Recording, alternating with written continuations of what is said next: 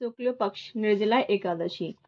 भगवान श्री कृष्ण धर्मराज युधिष्ठिर से बोले कि हे राजन, श्री सूत जी ने इस एकादशी की कथा अनेक ऋषि मुनियों को कही थी।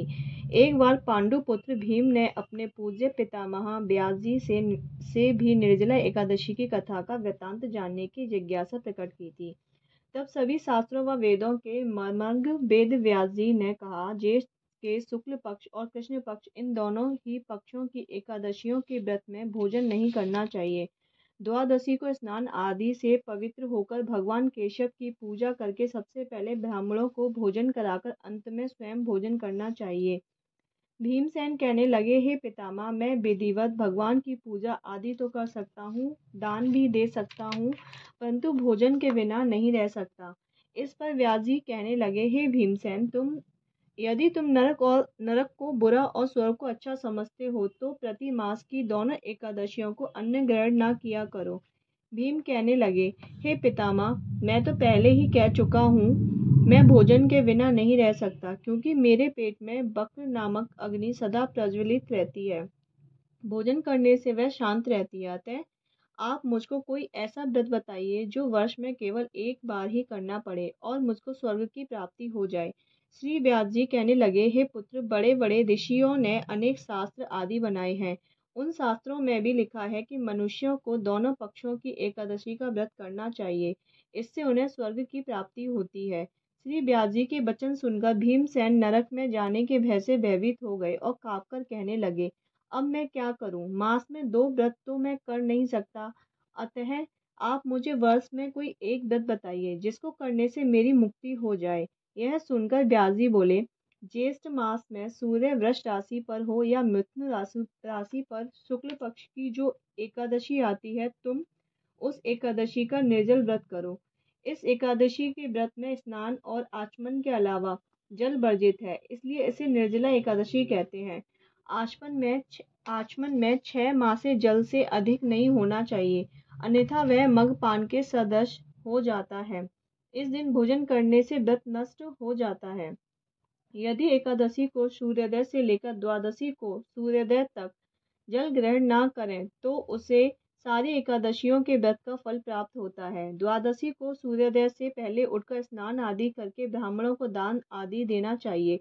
इसके पश्चात भूखे ब्राह्मण को भोजन कराएं, फिर आप स्वयं भी भोजन करें। इस एकादशी का फल वर्ष की संपूर्ण एकादशियों के फल के बराबर होता है।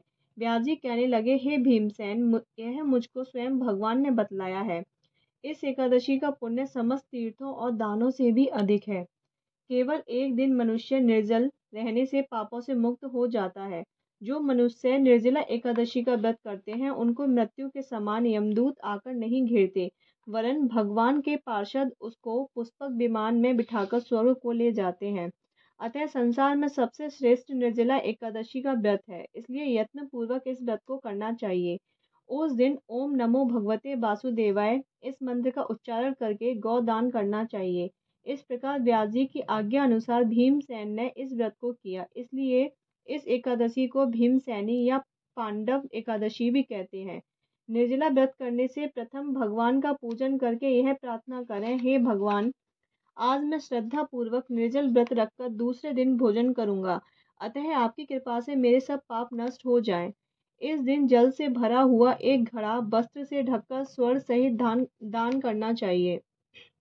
जो मनुष्य इस व्रत को 2 पहर में स्नान तप आदि करके करते हैं, उनको करोड़ों पल सोने के दान का फल मिलता है, और जो इस दिन यज्ञादिक करते हैं उनका फल तो वर्णन ही नहीं किया जा सकता। निर्जला एकादशी के व्रत से मनुष्य विष्णु लोक को प्राप्त होता है। जो मनुष्य इस दिन अन्न खाते हैं वे चंडाल के समान हैं, वे अंत में नरक में जाते हैं। ब्रह्म हत्यारे, मगपान करने वाले, चोरी करने वाले या गुरु के साथ द्वेष करने वाले इस व्रत के करने से सब स्वर्ग को जाते हैं।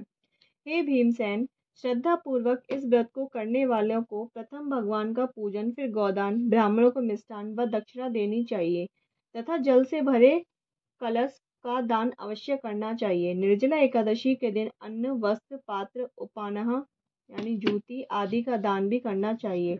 जो मनुष्य भक्ति पूर्वक इस कथा को पढ़ते या सुनते हैं उनको निश्चय ही स्वर्ग की प्राप्ति होती है।